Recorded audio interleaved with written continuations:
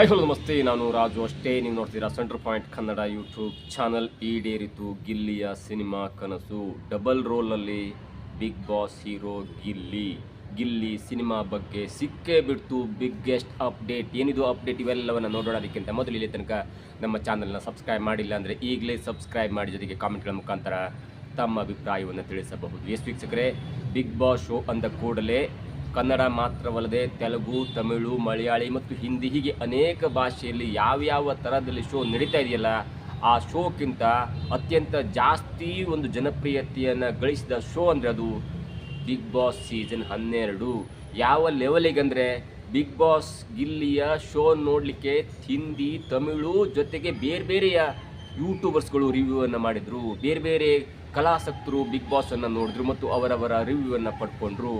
ಅದು ಯಾವ ಲೆವೆಲ್ಗೆ ಹಿಟ್ಟಾಯಿತು ಅಂದರೆ, ಕೊನೆಯಲ್ಲಿ ಓಟ್ ಆಧಾರದ ಮೇಲೆ ಗೆದ್ದಂಥ ಗಿಲ್ಲಿಗೆ ಬಿದ್ದಂಥ ಓಟ್ಗಳ ಸಂಖ್ಯೆಯನ್ನು ಗಮನಿಸ್ತಾ ಹೋದರೆ ಒಂದು ಸಲ ನಮಗೆ ಬೆಚ್ಚಿ ಬೀಳಬೇಕಾಗತ್ತೆ. ಗಿಲ್ಲಿಗೆ ಸಿಕ್ಕಂಥ ಓಟ್ಗಳ ಸಂಖ್ಯೆ ಬರೋಬ್ಬರಿ 45 ಕೋಟಿಯಷ್ಟು ಗಿಲ್ಲಿ ಓಟನ್ನು ಪಡ್ಕೊಂಡು ಬಿಗ್ ಬಾಸ್ ಸೀಸನ್ 12 ಗೆದ್ದು ಬೀಗಿದ್ದು ಆಗಿದೆ. ಬಿಗ್ ಬಾಸ್ ಮನೆಯಿಂದ ಹೊರ ಬಂದಂಥ ಗಿಲ್ಲಿಗೆ ಸ್ವತಃ ತನ್ನ ಬಗ್ಗೆ ಇರುವಂಥ ಕ್ರೇಜ್ ನೋಡಿ ನಂಬಲಿಕ್ಕೂ ಅಸಾಧ್ಯವಾದಂಥ ಸ್ಥಿತಿಯಲ್ಲಿ ಈಗಲೂ ಗಿಲ್ಲಿ ಇದ್ದಾನೆ. ಗಿಲ್ಲಿ ಅನೇಕ ಕಾರ್ಯಕ್ರಮಗಳಿಗೆ ಹೋಗ್ತಾರೆ, ಅನೇಕ ಮಾಲ್ಗಳನ್ನ ಓಪನಿಂಗ್ ಹೋಗ್ತಾರೆ, ಅನೇಕ ಜಾತ್ರೆಗಳಿಗೆ ಹೋಗ್ತಾರೆ, ಅನೇಕ ಈ MLAಗಳು ಕರೆದ ಫಂಕ್ಷನಿಗೆ ಹೋಗ್ತಾರೆ. ಆ ಎಲ್ಲ ಫಂಕ್ಷನಿಗೆ ಹೋದರೂ ಕೂಡ, ಮೊದಲೇ ಯಾರೇ ಸೆಲೆಬ್ರಿಟಿ ಬಂದು ಮಾತಾಡಿದ್ರು ಕೂಡ ಪ್ರತಿ ಮಾತಿನ ನಡುವೆ ಗಿಲ್ಲಿ ಬರಲಿ ಅನ್ನುವಂಥ ಕ್ರೇಜ್ ಇದೀಗ ಎಲ್ಲೆಡೆ ಹುಟ್ಕೊಂಡಿದೆ. ಇದರ ನಡುವೆ ಗಿಲ್ಲಿ ಯಾವಾಗ ಸಿನಿಮಾ ಮಾಡ್ತಾರೆ, ಯಾವ ಸಿನಿಮಾದಲ್ಲಿ ಕಾಣಿಸ್ಕೋತಾರೆ, ಪ್ರೇಮ್ ಅವರ ನಿರ್ದೇಶನದಲ್ಲಿ ಗಿಲ್ಲಿ ಸಿನಿಮಾ ಮಾಡ್ತಾರಾ, ಅಥವಾ ಸಿಂಪಲ್ ಸುನಿ ಅವರ ನಿರ್ದೇಶನದಲ್ಲಿ ಗಿಲ್ಲಿ ಸಿನಿಮಾ ಮಾಡ್ತಾರೆ ಅನ್ನುವಂಥ ಅನೇಕ ಮಾತುಗಳು ಕೇಳಿ ಬಂದಿದ್ದು ಕೂಡ ನಾವು ಕೂಡ ಅದರ ಬಗ್ಗೆ ರಿಪೋರ್ಟನ್ನು ಮಾಡಿದ್ವಿ. ಆದರೆ ಇದೀಗ ಅಧಿಕೃತವಾಗಿ ಸಿನಿಮಾ ಸೆಟ್ ಇರುವಂಥ ಸಾಧ್ಯತೆ ಇದೆ ಮತ್ತು ಅದರ ಬಗ್ಗೆ ಇದೀಗ ಅಧಿಕೃತವಾದಂಥ ಅಪ್ಡೇಟ್ ಕೂಡ ಸಿಕ್ಕಿದೆ. ಈಡೇರಿತು ಗಿಲ್ಲಿಯ ಸಿನಿಮಾ ಕನಸು.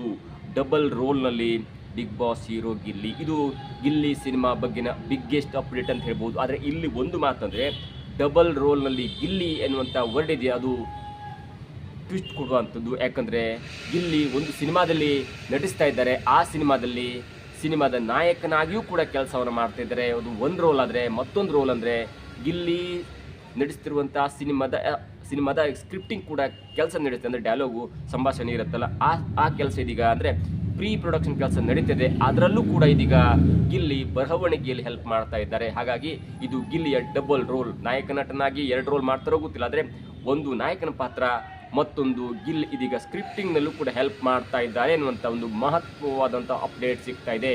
ಇನ್ನು ಗಿಲ್ಲಿ ಸಿನಿಮಾ ಯಾವಾಗ ಸೆಟ್ ಇರುತ್ತೆ, ಯಾವ ನಿರ್ದೇಶಕನ ಸಿನಿಮಾ ಎನ್ನುವುದು ಕೂಡ ಕುತೂಹಲದ ಸಂಗತಿಯಾಗುತ್ತೆ. ನಾನು ಕೂಡ ಗಿಲ್ಲಿ ಸಿನಿಮಾ ಅಂದ್ಕೂಡಲೇ ಅವರ ನಿರ್ದೇಶಕರ ಹೆಸರನ್ನು ಹುಡುಕ್ತಾ ಹೋಗ್ತೇನೆ. ಗಿಲ್ಲಿ ಬಗ್ಗೆ ಯಾವುದೇ ಅಪ್ಡೇಟ್ ಬಂದರೂ ಕೂಡ ಗಿಲ್ಲಿ ಯಾವ ಸಿನಿಮಾದಲ್ಲಿ ಆ್ಯಕ್ಟ್ ಮಾಡ್ತಾರೆ ಮತ್ತು ಯಾವ ಪ್ರೊಡಕ್ಷನಲ್ಲಿ ಆ್ಯಕ್ಟ್ ಮಾಡ್ತಾರೆ ಮತ್ತು ಯಾರ ನಿರ್ದೇಶನದಲ್ಲಿ ಆ್ಯಕ್ಟ್ ಮಾಡ್ತಾರೆ ಅನ್ನುವಂಥ ಒಂದು ಅಪ್ಡೇಟನ್ನು ಕುತೂಹಲಕಾರಿಗೆ ಹುಡುಕ್ತೇನೆ. ಯಾಕಂದರೆ ಗಿಲ್ಲಿ ಅಂದ್ಕೂಡಲೇ ಇಡೀ ಕರ್ನಾಟಕದ ಜನತೆ ಬಯಸುವಂಥ ಒಬ್ಬ ವ್ಯಕ್ತಿ ಮತ್ತು ಒಬ್ಬ ಜನಪ್ರಿಯ ವ್ಯಕ್ತಿ.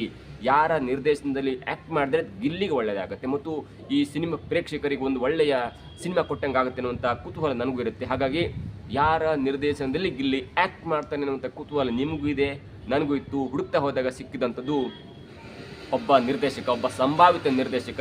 ಅವರ ಹೆಸರು ಚಂದ್ರಮೋಹನ್ ಎನ್ನುವಂಥ ನಿರ್ದೇಶಕನ ಸಿನಿಮಾದಲ್ಲಿ ಇದೀಗ ಗಿಲ್ಲಿ ಬರವಣಿಗೆಯಲ್ಲಿ ಕೆಲಸ ಮಾಡ್ತಾರೆ. ಇನ್ನೇನು ಮೇ ಅಥವಾ ಜೂನಲ್ಲಿ ಸಿನಿಮಾ ಅಧಿಕೃತವಾಗಿ ಸೆಟ್ ಇರುತ್ತೆ. ಆ ಚಂದ್ರಮೋಹನ್ ಅವರ ಒಂದು ವಿಕಿಪೀಡಿಯಾನ, ಚಂದ್ರಮೋಹನ್ ಅವರು ಯಾವ ಸಿನಿಮಾವನ್ನು ಮಾಡಿದರೆ, ಯಾರಿಗೆ ನಿರ್ದೇಶನ ಮಾಡಿದರೆ ಅನ್ನುವಂಥ ಒಂದು ಕುತೂಹಲದ ಸಂಗತಿಯನ್ನು ಹುಡುಕ್ತಾ ಹೋದಾಗ ಚಂದ್ರಮೋಹನ್ ಅವರು ಮೊದಲು ಚಾರ್ಮಿನಾರ್ ಅಂದರೆ ಚಂದ್ರು ಅವರು ನಿರ್ದೇಶನ ಮಾಡಿದಂಥ ಚಾರ್ಮಿನಾರ್ ಸಿನಿಮಾದಲ್ಲಿ ಸಹ ನಿರ್ದೇಶಕನಾಗಿ ಕೆಲಸವನ್ನು ಮಾಡ್ತಾರೆ. ಅದಾದ ನಂತರ 2015ರಲ್ಲಿ ಅವರು ಬಾಂಬೆ ಮಿಠಾಯಿ ಎನ್ನುವಂಥ ಒಂದು ಕಾಮಿಡಿ ಸಸ್ಪೆನ್ಸ್ ಥ್ರಿಲ್ಲರ್ ಸಿನಿಮಾವನ್ನು ಸ್ವತಂತ್ರವಾಗಿ ನಿರ್ದೇಶನ ಮಾಡ್ತಾರೆ. ಅಲ್ಲಿ ಚಿಕ್ಕಣ್ಣ ಇರ್ತಾರೆ, ನಿರಂಜನ್ ದೇಶಪಾಂಡೆ ಇರ್ತಾರೆ ಮತ್ತು ದಿಶಾ ಎನ್ನುವಂಥ ಒಬ್ಬ ಹೀರೋಯಿನ್ ಕೂಡ ಇರ್ತಾರೆ. ಅದಾದ ನಂತರ ಡಬಲ್ ಎಂಜಿನ್ ಎನ್ನುವಂಥ ಸಿನಿಮಾ ನಿರ್ದೇಶನ ಮಾಡ್ತಾರೆ. ಅಲ್ಲೂ ಕೂಡ ಮಂಡ್ಯ ಹುಡುಗ ಚಿಕ್ಕಣ್ಣ ಇರ್ತಾರೆ, ಜೊತೆಗೆ ಅನೇಕ ಆ್ಯಕ್ಟರ್ಗಳು ಇರ್ತಾರೆ. ಅದು ಕೂಡ ಒಂದು ಸಸ್ಪೆನ್ಸ್ ಥ್ರಿಲ್ಲರ್ ಇರುತ್ತೆ ಮತ್ತು ಕಾಮಿಡಿ ಬೇಸ್ ಇರುತ್ತೆ. ಅದಾದ ನಂತರ ಬ್ರಹ್ಮಚಾರಿ ಎನ್ನುವಂಥ ಸಿನಿಮಾ ಮಾಡ್ತಾರೆ. ಅಲ್ಲಿ ನೀನಾಸಂ ಸತೀಶ್ ಇರ್ತಾರೆ. ಹೀಗಾಗಿ ಅದು ಕೂಡ ಕಾಮಿಡಿ ಸಸ್ಪೆನ್ಸ್ ಥ್ರಿಲ್ಲರ್ ಆಗಿರುತ್ತೆ. ಅದಾದ ನಂತರ ಉಪಾಧ್ಯಕ್ಷ ಇರ್ತಾರೆ. ಅಲ್ಲೂ ಕೂಡ ಮಂಡ್ಯದ ಹುಡುಗ ಚಿಕ್ಕಣ್ಣ ಇರ್ತಾರೆ. ಅದು ಒಂದು ಮಟ್ಟಿಗೆ ಹಿಟ್ ಆಗುತ್ತೆ. ಅದಾದ ನಂತರ ಇದೀಗ ಫಾರೆಸ್ಟ್ ಎನ್ನುವಂಥ ಸಿನಿಮಾದ ವರ್ಕ್ನಲ್ಲಿದ್ದಾರೆ. ಅದು ಕೂಡ 2025ರಲ್ಲಿ ಬಿಡುಗಡೆ ಆಗಿದೆ ಅನ್ನುವಂಥ ಮಾತು ಕೂಡ ಇದೆ. ಹೀಗಾಗಿ ಅವರು ಡೈರೆಕ್ಷನ್ ಮಾಡಿದ ಈ 4-5 ಚಿತ್ರಗಳಲ್ಲಿ ಚಿಕ್ಕಣ್ಣ ಮತ್ತು ನೀನಾ ಸಂಸತ್ಸ್ ಅಂದರೆ ಈ ಮಂಡ್ಯ ಬೆಲ್ಟಿನ ಹುಡುಗರನ್ನೇ ಇಟ್ಕೊಂಡು ಅಥವಾ ಮಂಡ್ಯ ಅಥವಾ ಈ ಮೈಸೂರು ಬೆಲ್ಟಿನ ಈ ಸ್ಲ್ಯಾಂಗನ್ನು ಇಟ್ಕೊಂಡು ಸಿನಿಮಾ ಮಾಡ್ತಾರೆ. ಅಲ್ಲಿ ಕಾಮಿಡಿ ಇರುತ್ತೆ, ಅಲ್ಲಿ ಸ್ನೇಹ ಇರುತ್ತೆ, ಅಲ್ಲೊಂದು ಸಸ್ಪೆನ್ಸ್ ಇರುತ್ತೆ, ಅಲ್ಲೊಂದು ಸ್ವಲ್ಪ ಮಟ್ಟಿನ ಈ ಪಡ್ಡೆ ಹುಡುಗರು ಬೇಕಾಗುವಂಥ ಸ್ವಲ್ಪ ಮಟ್ಟಿನ ಐಟಮ್ ಸಾಂಗ್ಸ್ ಇರುತ್ತೆ. ಹೀಗಾಗಿ ಈಗಿನ ಜನ್ರೇಷನ್ ಅಥವಾ ಮಂಡ್ಯ ಬೆಲ್ಟಿನ ಹುಡುಗರು ಇಷ್ಟಪಡುವಂಥ ಅಥವಾ ಈ ನಮ್ಮ ದಕ್ಷಿಣ ಕರ್ನಾಟಕ ಹುಡುಗರು ಇಷ್ಟಪಡುವಂಥ ಸಸ್ಪೆನ್ಸ್ ಥ್ರಿಲ್ಲರ್ ಕಾಮಿಡಿ ಸಿನಿಮಾವನ್ನು ಮಾಡ್ತಾರೆ ಮತ್ತು ಅವರು ಯಶಸ್ವಿ ಕೂಡ ಆಗಿದ್ದಾರೆ. ಹೀಗಾಗಿ ಸಿನಿಮಾದ ಬಗ್ಗೆ ಆಸಕ್ತಿ ಇರುವಂಥ, ಸಿನಿಮಾದ ಒಂದು ಫ್ಯಾಷನನ್ನು ಇರುವಂಥ ಒಬ್ಬ ನಿರ್ದೇಶಕ ಚಂದ್ರಮೋಹನ್ ಅವರು ಇದೀಗ ಗಿಲ್ಲಿ ಎನ್ನುವಂಥ ಒಬ್ಬ ಅಪ್ಪಟ ಪ್ರತಿಭೆಗೆ ನಿರ್ದೇಶನವನ್ನು ಮಾಡ್ತಾ ಇದ್ದಾರೆ. ಸಿನಿಮಾ ಇನ್ನೇನು ಕೆಲವು 2 ತಿಂಗಳಲ್ಲಿ ಸಿನಿಮಾ ಸೆಟ್ ಇರಬಹುದು. ಜೊತೆಗೆ ಇದೇ ವರ್ಷ ಸಿನಿಮಾದ ಟೀಸರ್ ಅಥವಾ ಟ್ರೇಲರ್ ಬಂದರೂ ಕೂಡ ಅಚ್ಚರಿ ಇಲ್ಲ. ಒಂದೊಳ್ಳೆಯ ಸಿನಿಮಾ ಆಗೋದ್ರಲ್ಲಿ ಇದು ಅಚ್ಚರಿ ಪಡಬೇಕಾದ ವಿಷಯ ಅಲ್ಲ. ಮತ್ತು ಈ ವಿಷಯ ಗಿಲ್ಲಿಯ ಫ್ಯಾನ್ಸ್ಗೆ, ಗಿಲ್ಲಿಯನ್ನು ಸಿನಿಮಾ ನಾಯಕನಾಗಿ ನೋಡುವಂಥ ಫ್ಯಾನ್ಸ್ಗೆ ಇದೊಂದು ಒಳ್ಳೆಯ ಸುದ್ದಿ ಅಂತ ಹೇಳಬಹುದು.